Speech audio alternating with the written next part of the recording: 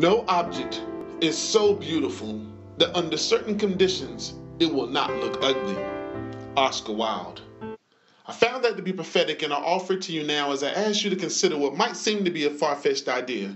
I've studied the etymology and I'm starting to see inconsistencies, and I'm wondering if the standard was just created to maintain a false sense of identity. What if ugly really meant beautiful?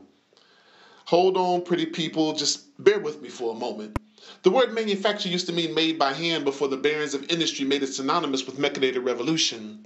The word brave used to mean crooked, savage, wicked, depraved. The brave new world wasn't a compliment, it was a warning. That all changed when the raping and pillaging of Native Americans became regarded as a heroic accomplishment. What if ugly really meant beautiful?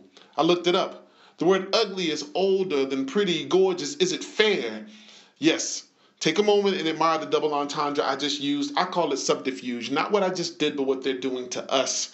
The word is older than attractive, alluring, appealing, sexy. They say it used to mean hateful, dreadful, fearful, awe. Sounds to me that someone was just pissed that no one wanted to conform to their narrow-minded perceptions of appearance. We're not talking about goblins and demons. We're talking about self-determination, self-awareness, and self-confidence. Why don't we all want to be ugly?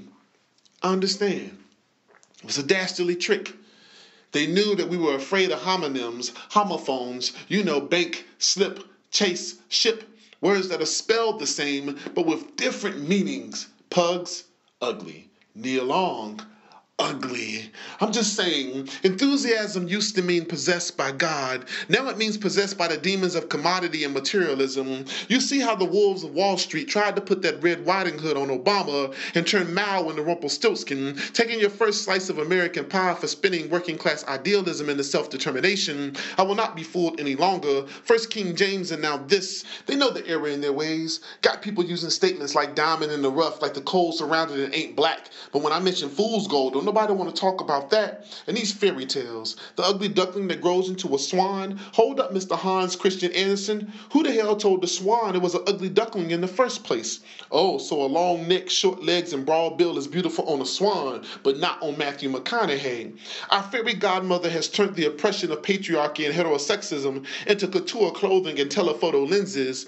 Beauty and the Beast. There's a skinny white woman who fell for someone who looks like Zach Galifianakis. The Little Mermaid.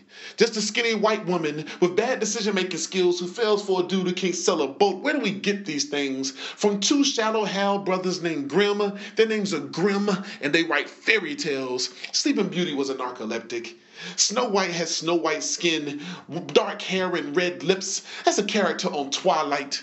Propaganda and marketing has always been a tool of political engagement, McCarthyism. Deception has been a tool of authoritarian leaders since the beginning of time. Roswell is real, and there were no WMDs. The context changes the meaning. In the 70s, Watergate was a political scandal. Today, it'd just be an MTV reality show. I just want you to know that you have been duped. You can follow along with this fallacy, but not me. I will no longer conform to the standards set forth by these charlatans. So if you believe, just say it with me. UGLY.